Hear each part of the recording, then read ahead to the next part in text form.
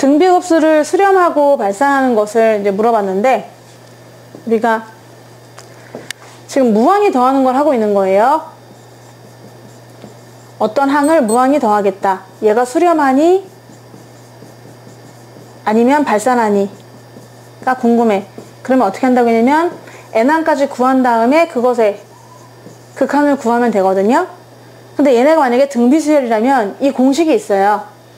그래서 AN이 등비수열이다. 그럼 등비수열을 무한히 더하는 거니까 등비급수라고 한단 말이야. 그럼 등비급수에서 SN은 어떻게 생겼냐면은 1마 R분의 첫째 항 A 1마 R의 N승이었단 말이죠. 그럼 만약에 얘가 등비수열인데 이 등비수열을 무한히 더했다 라고 하면은 물론 n항까지의 합을 구해서 거기다가, 그러니까 n항까지 합이라는 것은 이거죠. 이걸 구한 다음에 거기다 리미트 n이 무한대로 씌워도 상관이 없어요. 그런데 얘가 만약에 수렴하려면 어떻게 돼야 되냐면요, 여기 있는 R의 n승이라고 하는 요 R의 n승, 요 부분을 잘 처리해 주셔야 돼요. R이 어떤 값이냐에 따라서 이 값이 수렴하기도 하고 발산하기도 하거든요. 우리 예전에 R의 n승 어쩌고가 나오게 되면은 나눈다고 했습니다. R의 범위를요, R을 마이너스 1과 1을 기준으로 하시고요. 그러니까 R이 마이너스 1일 때, R이 1일 때 기준 하시고, 그 두 개 중간에 사이에 있을 때, 마이너스 1과 1 사이에 있을 때, 아니면 아예 R이 마1보다 작거나 1보다 클 때가 있다고 했습니다. 아예 마1보다 작을 때, 그 다음에 R이 1보다 클 때, 이렇게 나눠서 푸시는 거죠. 우리가 등비수열의 합을 구할 때 말이야, 무한히 더하고 싶다. 그러면 n항까지 합을 구한 다음에 그 n자리에 무한대로 보낼 거 아니야. 근데 지금 무한대로 곱해지는 게 R이잖아요. 그럼 R이 뭐냐에 따라서 달라진다는 거죠. 이게 수렴할 수도 있고 아닐 수도 있고, 나머지 값은 다 고정입니다. 요거 R 정해져 있고 A 정해져 있어요. 근데 R을 무한번 곱하다 보니까 이 R의 값에 따라 달라지거든요. 그럼 만약에 R이 딱 1일 때는요, R이 딱 1일 때는 이 값으로 계산을 못해요. R이 1일 때는요, R이 1이라는 말은 그때의 등비수열을 적어보시면 첫째 항이 A야. 그럼 R이 1이면 1을 계속 곱한다는 얘기니까 계속 A야. 따라서 얘는 N개의 A가 나오게 되는 거니까 NA가 됩니다. 그럼 얘는 수렴할까요? 발산할까요? 수렴이요? 만약에 R이 1이면요, 첫째 항 A가 그대로 다 나오는 건데, 그럼 무한히 더해봐. 무한히 더하면 A를 무한히 더하는 건데, 이거를 N을 무한대로 보내는 건데, R이 1이다 그러면 계속 A다. 그러면 N항까지 합한 거는 NA다. NA를 N을 무한대로 보내보세요. 그럼 얘는 발산합니다.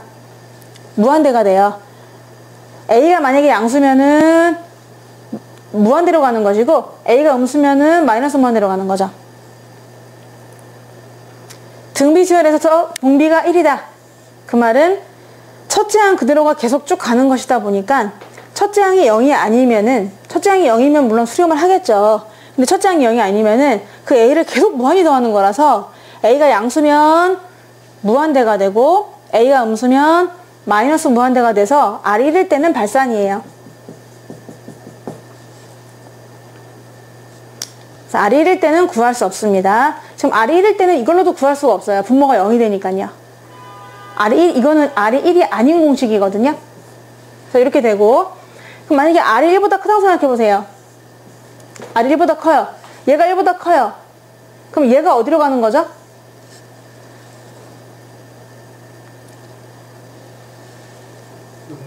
아니요. R이 1보다 크면은요, 예를 들어서 이 같은 건데요, 2를 무한번 곱하잖아요. 그럼 얘가 엄청나게 커져요. 얘가 엄청나게 커져가지고 발산을 하게 되는 거죠. 근데 이 나머지 부호를 봐가지고, 나머지 부호가 양수면은 얘가 플러스 무한대로 가는 건데, 얘가 만약에 나머지 부호가 다 마이너스로 가면은 마이너스 무한대로 발산을 하게 되는 거지. 그래서 얘는 발산이 되겠습니다. R이 1보다 커지면요, R보다 1이 큰 거, 예를 들어 2 같은 거 보세요. 여기 2를 무한번 곱하잖아요. 얘 엄청 커져요. 그러니까 이 값이 수렴할 수가 없는 거예요. 그리고 마이너스 1보다 작잖아요? 이것도 예를 들어 마이너스 2 같은 거 생각해봐. 여기 마이너스 2를 집어넣으면요. 마이너스 2가 n번 되잖아요? 그러면은 무한히 커지죠, 얘도. 그리고 부호가 번갈아 가면서 나와요. 마이너스 2, 4, 마이너스 8, 16 이렇게 가다 보니까 이 값이 다른 건 다 고정인데 얘가 플러스 마이너스로 점점 절대값이 커지다 보니까 얘도 진동을 해가지고 발산이 되겠습니다.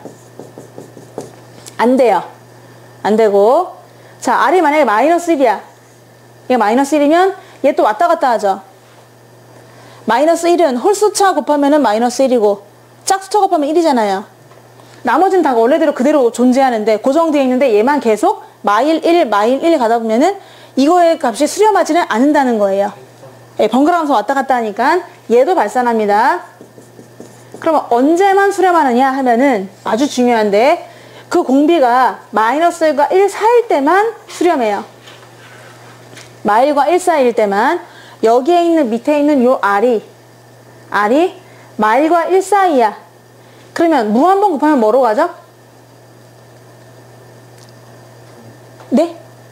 0으로 가잖아요. 죽잖아요, 한마디로. 얘가 죽어요. 왜냐면은 마일과 1 사이에 있다는 얘기는 예를 들어 2분의 1 같은 건데 2분의 1 같은 걸 무한번 곱해버리면은 0으로 사그라들거든요. 그러니까 얘가 줄어들어서 어떤 값으로 수렴하냐면 1-R분의 A로만 수렴합니다. 얘만 수렴을 하는데 그럼 얼마로 수렴하냐면 1-R분의 A로 수렴한다. 라고 해서 이 공식은 아주 중요하니까 외우셔야 돼요. 등비수열에서는 무한히 더하면 공비인 R이 마일과 1 사이일 때만 존재하는데, 수렴하는데 그때의 수렴값은 1-R분의 A다.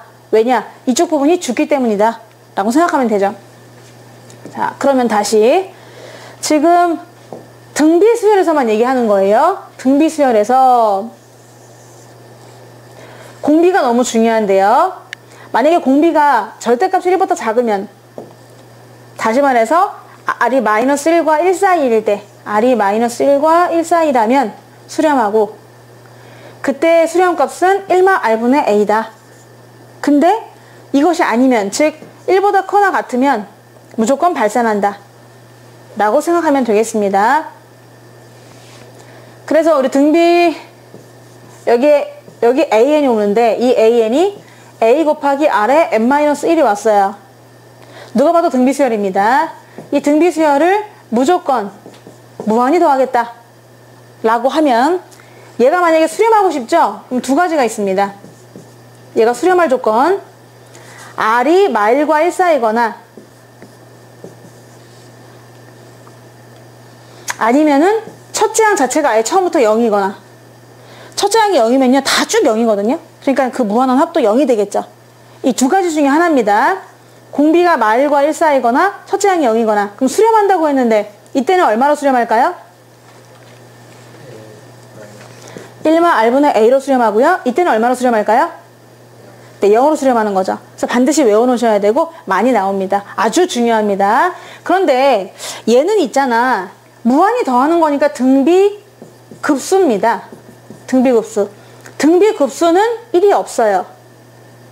1이 없어요. 근데 등비수열은 1이 있습니다. 자, 등비수열.